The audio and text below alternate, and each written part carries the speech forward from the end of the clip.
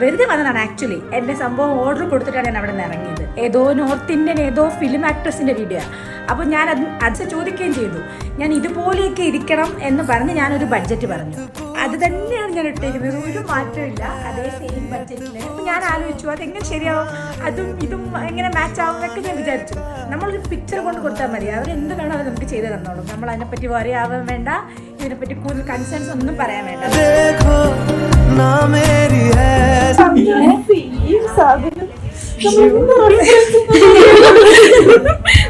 सौ साल है अंजाम